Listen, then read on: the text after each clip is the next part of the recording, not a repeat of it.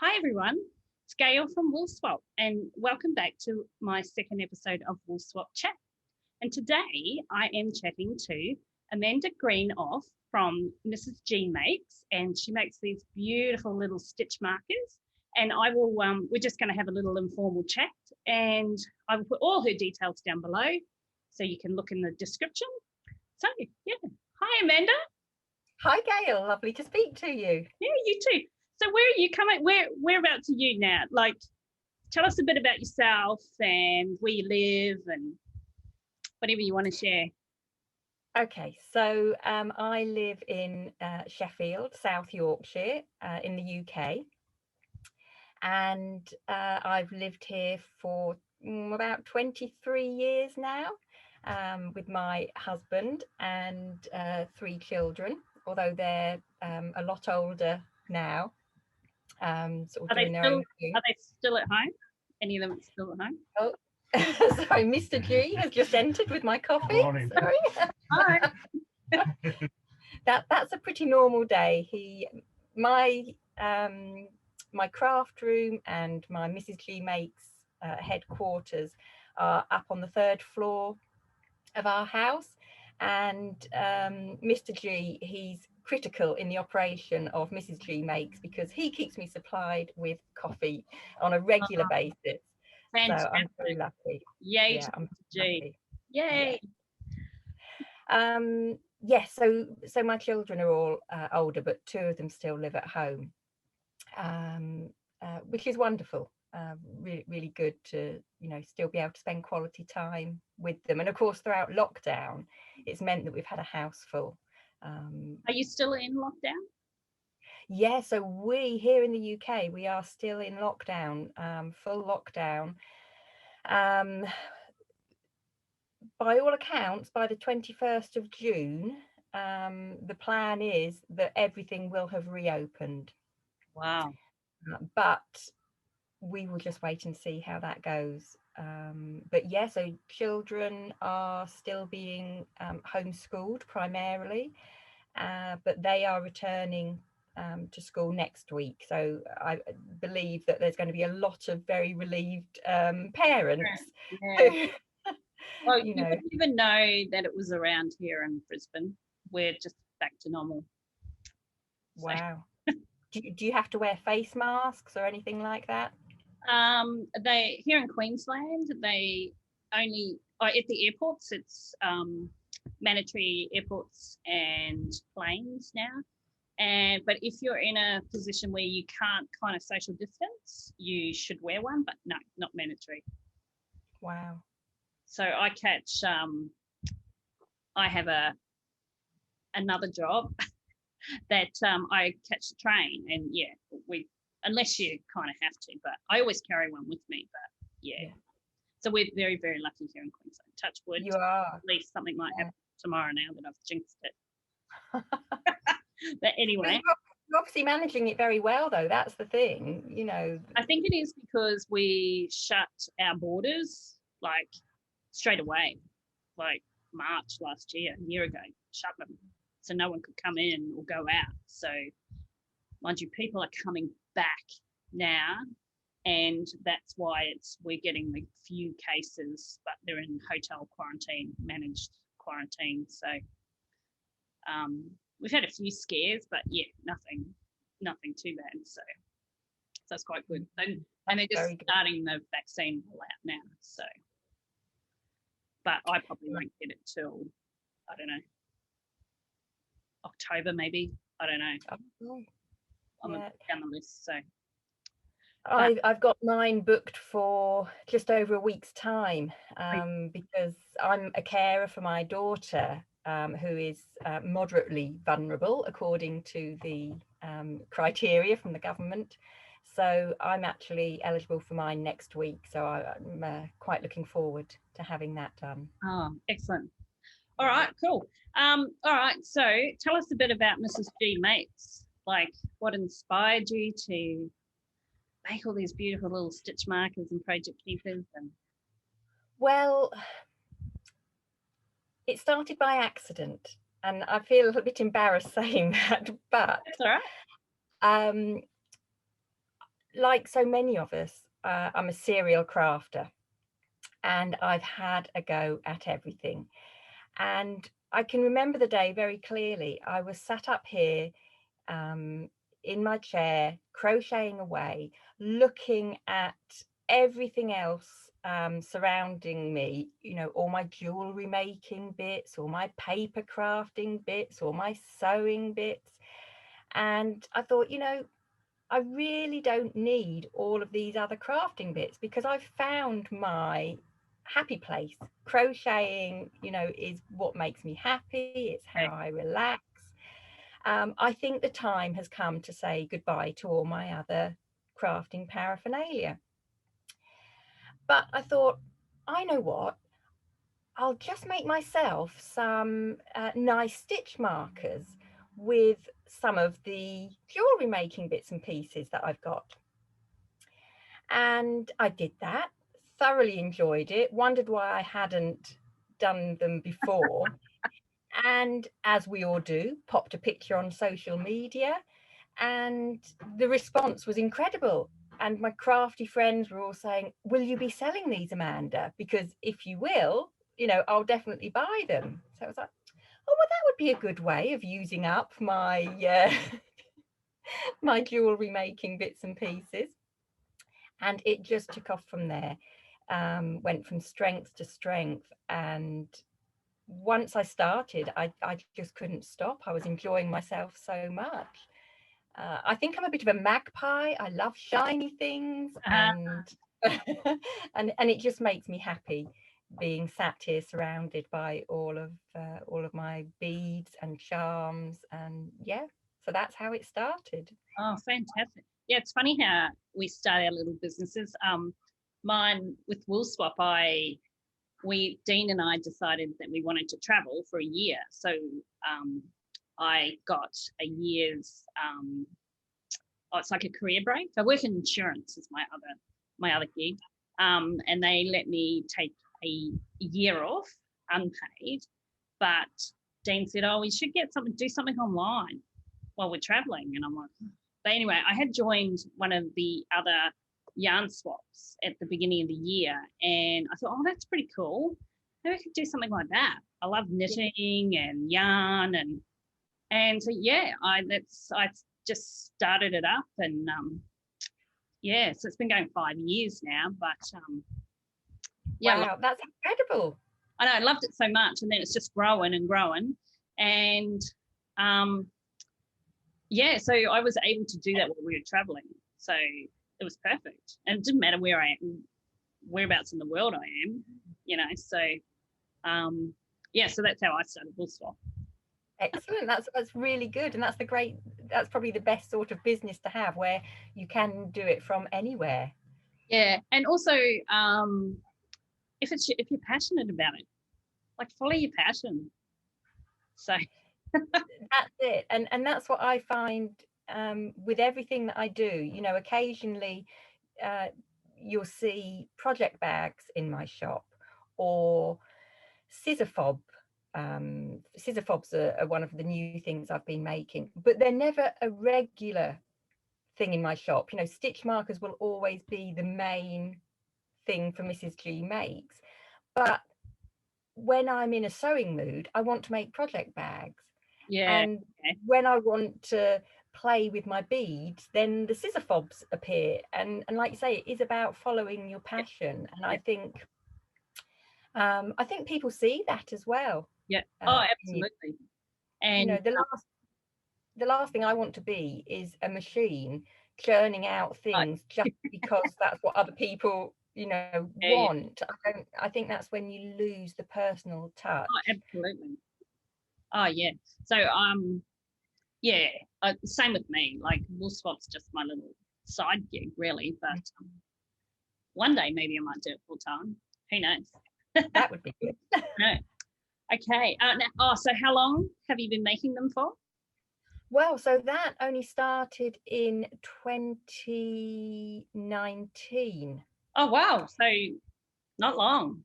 No, not long at all. I think I made the first ones in May, you know, put the photos online of what I'd been doing. And then I attended a crochet sanctuary weekend, which I'd done a few of these weekends where you spend the whole weekend crocheting in a fabulous hotel. It's just amazing. And so my friends have said, will you bring them to the crochet sanctuary? And then you know, that they wanted to see what I'd made and they would choose. And so that was really, that weekend at the crochet sanctuary was the Kickstarter for Mrs. G Makes Properly. And since then as well, I had pop-up stores at the crochet sanctuaries when I attend. For the weekend, there'll be in one corner a table of my bits and pieces for people to, you know, have a look and pick up and buy there. So it's been a great adventure, it really has. Oh, cool, excellent. All right, now this might be a bit harder question, but what do you think makes your stitch markers and project keepers unique? I know what I like about them, but I'll let you. Actually, I have some here. I should show them. Yes, you did treat yourself, didn't you? So what makes them different? I do what I call pimp. I pimp the charms and I add beads and embellishments. I like working with crystals. So I think that makes them slightly different. Yeah. Look at that one. They're very popular, those, yeah, the bauble. Not to make it move. I've never seen, like, I've got a million stitch markers and project keepers, but yours are so well made and very sturdy. Like, I've seen, you know, I've purchased ones over the years and they've been a bit they look nice when you see them on the thing, but they're a bit flimsy, and these are beautiful. Thank you, Gail. You're not the first person to tell me that, and I'm always very touched when absolutely people say that. But because I used to do jewellery making, I don't profess to being a professional jewellery maker at all. But, you know, I read books about it. I, you know, studied videos online and discovered all I could when I was making jewellery to make it as professional as an amateur, possibly could. And so I've carried those jewellery making techniques over onto my stitch markers because it is a very similar process. So that's what makes them unique, right? I like to think so, because I do lots of safety tests on them as well. You know, all of the clasps, I throw so many away because I want my clasps to work. I don't want people to get a stitch marker and then either not be able to even open them or it break the first time they open it, because I think we've all been on the receiving end of those. You know, and if you're using a lobster clasp or a lever clasp, you want to be able to open those easily when you're knitting or crocheting. You don't want to have to be fiddling around with something that's really stiff. So yeah, I check them. I sit there, I'm looking to see if I've got any near me, and I've not, but I sit there and I just open and close them half a dozen times, and then they go in the good pile. You know, because I think it's important that your customers receive quality.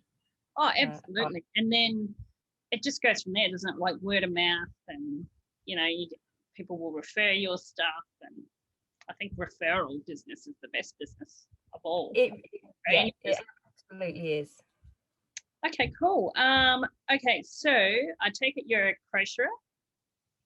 Mainly, but I started knitting. Okay, tell us the story. So probably like most people, my mum taught me when I was probably about 8 years of age. So, you know, you're probably looking about 43 years ago. And I can remember being so frustrated that I tried to make scarves for my Barbie dolls and they would be full of holes. You know, and I'd start off with 10 stitches and end up with 5, and I couldn't work out why. But then I think during my teenage years, I put it to one side. I'd crocheted. My mum taught me how to do, you know, clusters to do the granny square blanket, but I could never start off the blanket. She always had to do the first round for me, and then I could carry on. But that was it. That was the extent of it. And then in my 20s, when I had my children, I wanted to knit matinee jackets and baby booties, you know, and so that's really how that started. And I knitted a lot, baby bits, for all three of my children. And then it was in grey matters churning away here, 2014, I sort of realised that I'd reached a time in my life when I had more time for me, and I needed to find something to fill, you know, the gap of not running children to football matches and, you know, swimming lessons. And we had a local yarn shop open in our small market town, and they started advertising learn to crochet lessons. And I said to my sister, that's what I'm going to do. I'm going to, you know, learn to crochet properly. And so that's then where that took off, getting back into crochet. And I loved being able to read patterns, because that had always just seemed like gobbledygook to me, the crocheted patterns, you know, another language. And yeah, so it went from there really. And I was inspired by my mum in 2015 to start knitting and crocheting for charity. Oh, perfect. Because she'd lost her mojo when it came to knitting and crocheting, and that was not like my mum. You know, she always had her knitting basket by her side, with a project, you know, and to see her lose, that was really sad. So she told me about a charity near where she lived, that was asking people to knit bonding squares. I don't know if that's something that they have in Australia at all. No, I haven't heard of that. Bonding squares. No. Yeah, so bonding squares are literally knitted squares that you would make two of, and they were donated to a hospital, and a baby that was in intensive care or neonatal would have one of these squares in its crib, and the mother would have another square close to it, and then they would swap them over so that the baby would get the, you know, the smell from the mother to learn that connection. Oh, what a great idea. So that's where that started. And sadly, a year later, my mum very suddenly passed away, and I just felt that I owed it to her to carry on knitting and crocheting for charity. So that still is a big part of what I do. And one that's particularly meaningful to me is knitted knockers. Again, have you heard of knitted knockers? Yes, I have. Oh, fabulous. Fabulous. Yeah, so I became a knockerette. Yeah, knitted boobs. Boobs. Excellent. And that means a lot. I was actually able to make one of my first knitted knockers was for a family member, and that meant so much to me to be able to do a personalized knitted knocker for her. That's so cool.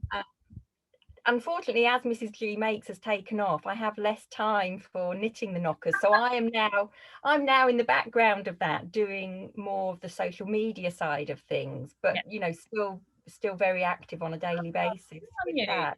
Well, that's yeah, so that's what I do. I aim, you know, a lot of charity knitting like that, and all that keeps me connected to my mum's memory as well. Oh, that's such a good story. We have a similar story of growing up, like the knitting. So I started when I was about 8 as well, and my mum and my grandmother taught me, and then I, ate all the way through till probably teenage years, and maybe,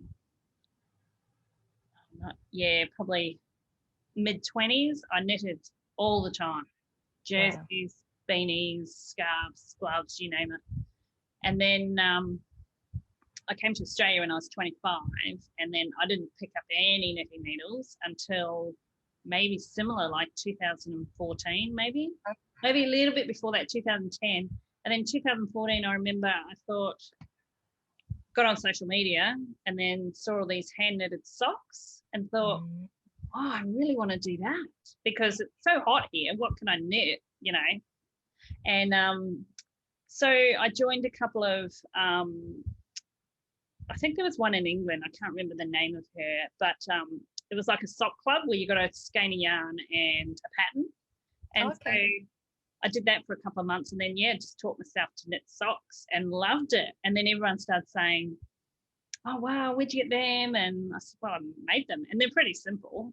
And so, that's took back off. And then I realised that the whole knitting and crocheting scene has just gone berko. Like, it's amazing, isn't it? I was blown away. I was like, oh my God, there's so many people, and young people. Like, I get a lot of young wool swappers join up, which is great.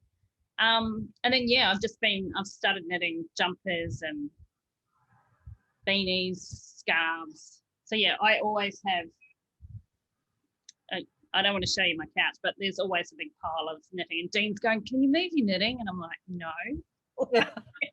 No, space. So I always have something. So I've turned into like my mother. Always having something there. But my mum was, with the crochet thing, she was a really good crocheter. And I have quite a few of her knitted granny square blankets that she's made over the years.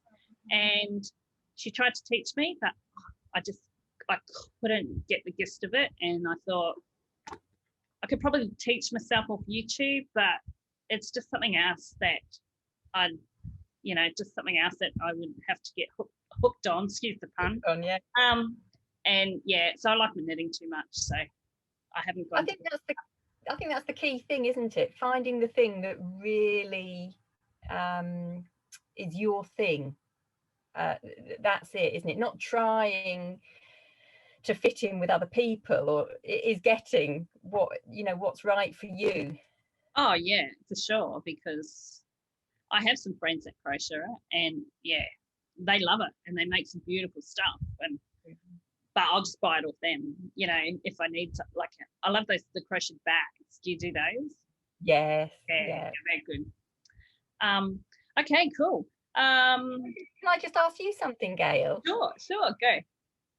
The t-shirt that you're wearing, is that another one of your scrappy tees? Yeah. So you did one from your Advent minis. Yes, is that another Advent mini one? No, this one I just made up as I went along. I made this one ages ago, but that's what gave me the idea.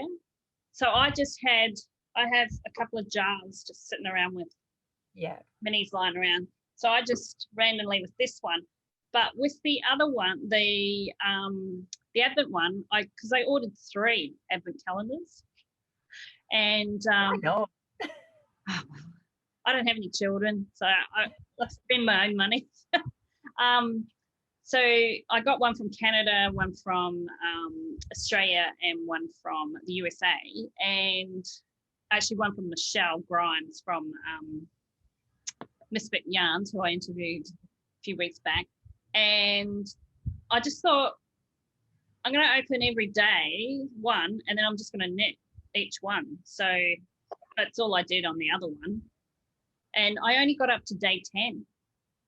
Wow. So I still have up to day 25 to make another. But I'm actually working on something else. It's like it's going to be like instead of stripes, it's going to be blocks. Okay. I'm testing that out. And is that your own design as well? Yeah, I'm just making it up as I go. I don't That's know. brilliant. I'd like to do designing, but I've designed one sock pattern that I have up on Ravelry, but I don't know that I follow a base pattern. Yes. To do it, and then I don't know, but I'll see. This block one seems looking all right so far, so I'll see. But I don't know about writing up the pattern though. I think I wonder how designers do the whole grading thing, for different sizes. Yeah, no. I think they send it to tech editors. So I got someone to tech edit my sock pattern, but she basically, all she did was just kind of check the grammar on it. Okay. And which was all right. Like, but I haven't had many sales of it, but I shall have to go off and have a look. Oh yeah, just I'm Woolswap on Ravelry. You'll see it. But I kind of just did it for fun and just to see if I could do it. But it was a bit stressful actually. It's like, because then you had to get test knitters, and then you had to make sure that they were doing it properly, and then a few of them, randomly went and did their own thing with the pattern, and I was just like, oh my god, it got a bit stressful. So I don't know how they do it as a full-time job, and they churn them out. I know. I've got a couple of friends who are designers, and it just amazes me, how they manage to write so many patterns. I know, and I'm not that good at maths, so I think I would fail there. I don't. I'd have to pay someone to grade it properly. But I'll keep buying everyone else's patterns. But it doesn't matter if you tweak them yourself. So no. So anyway, I look forward. I look forward to seeing your next jumper, your next two. I might, next time I do my little video, I might show a little bit of it. See. Please do. Okay. Well, I just answered the next question was, what are you actually working on now? I just told you what I was working on. Well, I'm a serial whipper, obviously, because I think that's essential. Me too. But seriously, I think you do have to have different patterns for different times of the day. Oh yeah, what mood you're in. Exactly. So I have brought my bags up to show you. I have to have a TV project that I can do without even thinking, and I've not got to look at a pattern or anything. So I've been busy making blankets this year from my stash because I'm desperate to reduce my stash. Oh, yeah. And this is one I've just started. Oh, that's nice. And it's just a 1-row pattern. So I think it's a bit of a yarn eater. And so you're just changing the colours as you go? Well, no, it's one of these. It's an enormous. Oh my goodness, look at that. Isn't that big? That's massive. Oh my God, that's right. I was like, throwing a ball of yarn at me. Oh my goodness. That's funny. About 400 grams, this ball. That's amazing. I've never seen anything like it. It's been sat in my stash for ages. That's great. Love it. Yeah, so that's that one. And then, I'll show you another one. I've just started a crochet along by Eleonora from Coastal Crochet. And this is the center of the blanket. Oh, nice. And it's called entrelac crochet. It's a form of Tunisian crochet. Lots of ends to sew in, which I'm not so keen on. But yeah, beautiful. Oh yeah, that looks good. And is it going to be any other colours or just those colours? There are, this is the swatch card. There are lots of. Oh, nice. Oh, that's going to look cool. Yeah. And I actually designed stitch markers to coordinate with this blanket. Eleonora contacted me and asked if I would like to design some stitch markers. Oh, yeah, perfect. So there's two different colorways of the blanket. Oops, there's the autumn colorway, which is this one, and then the summer colorway, which is this. And can anyone still join that? Should we put a plug? Yeah, it's so just check out the Coastal Crochet blog. She's on Instagram and on Facebook, and you can get the pattern for free over on her blog. Or if you want to, you can go on Ravelry and get the paid PDF condensed version, and it runs for 8 weeks. The first part of the pattern was released last Friday, and so each week another part of the pattern is released and you can do it, but you can join in anytime. And all of her followers are so lovely and friendly that there's always somebody there to offer a bit of support, if you're stuck at all. Okay, well, I'll put the details about that down below in my description as well, because that would be fab. And one other, I mean, obviously I have so many, I spend all day, but I'm just showing you my key ones that I feel are my really big ones. And this, I think you'll be impressed with this, Gail. I was impressed with the other ball, Amanda. Come on. That's massive. If I knew it was that easy to impress you, Gail, I wouldn't have been half worried about doing this. Oh, stop it. So this is knitting. Yay. I love it. Oh my goodness. So yeah, color work. Yeah. Feral. Is it feral or color work?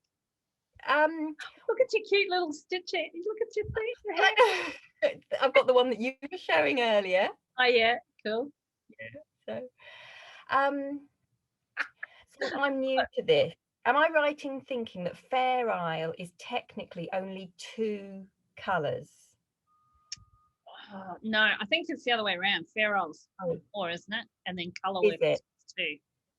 Oh, okay. Well, in that case, all the colour work I've been knitting is, they say colour work, and it's 2. Okay. Well, I'm doing Fair Isle then with 3. Hey, if any of the listeners want to comment below, they can correct us if we're wrong. That would be good. I would like to know, just so that I at least sound like I know what I'm talking about. So I have never knitted until December. I'd never knitted an adult size garment. Wow. And then I knitted a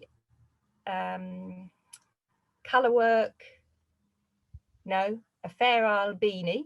It got 4 colours in, and again that was for charity. My friend found it was Macmillan charity fundraising.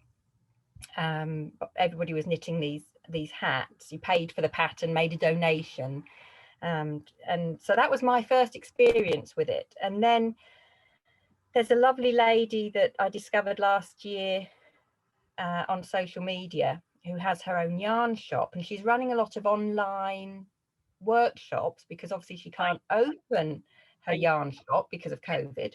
Yeah. So my friend and I did a sock knitting workshop with her. Yeah. And then she announced that she was doing this it's a cardigan,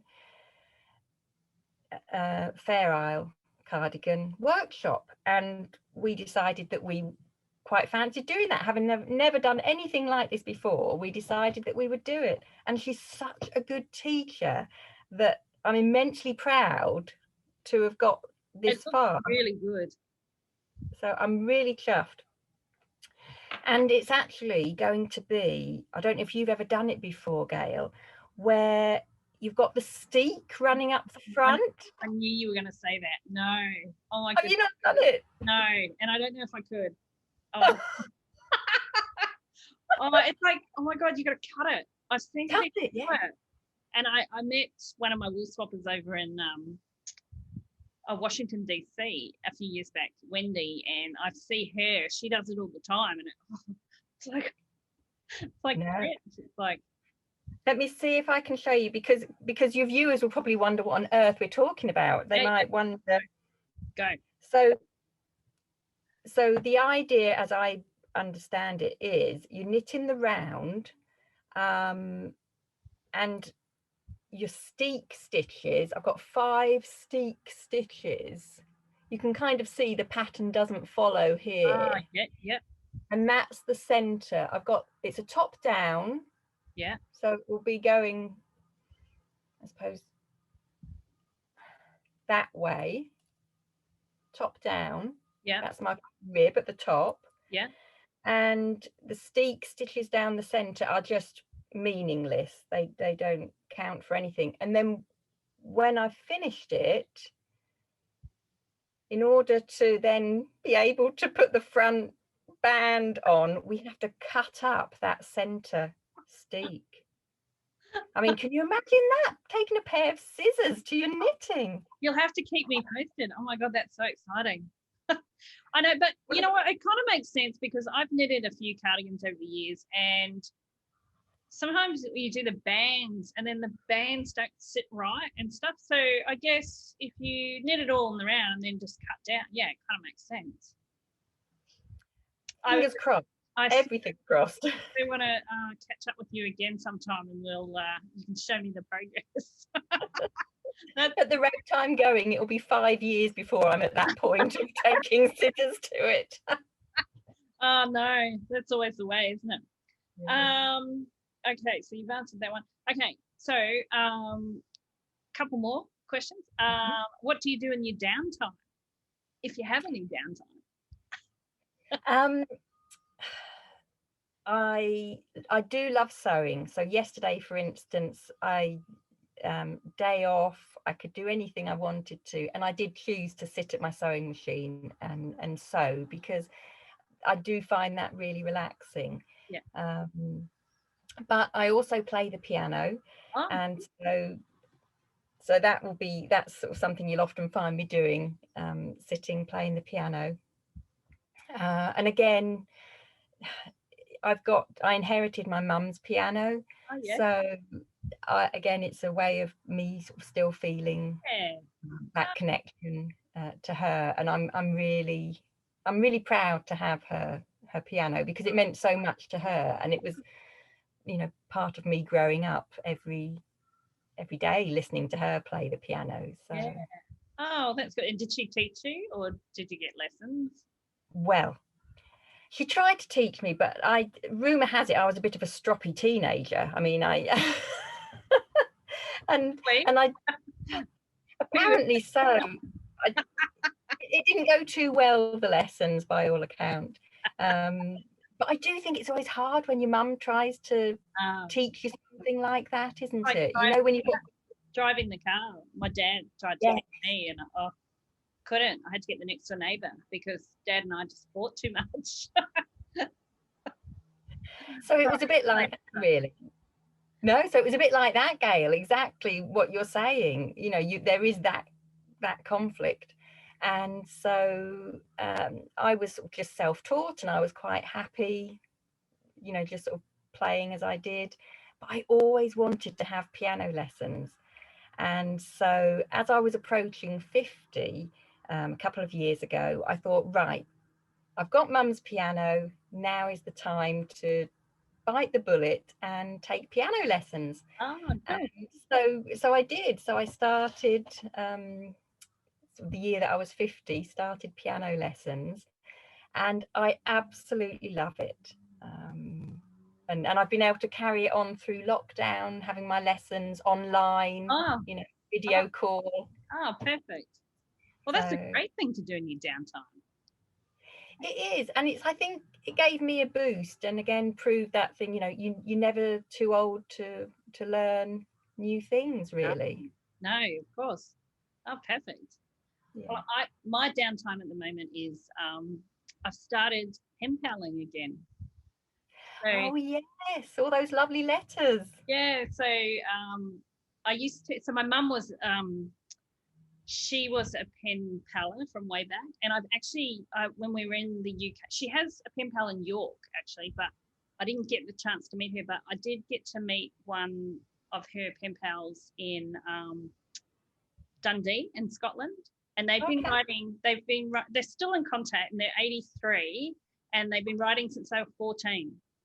No. So this is a funny story. I rock up to Dundee to meet this lady, Helen, and she's so lovely. Anyway, I met her and her sister, and we went out for tea and scones.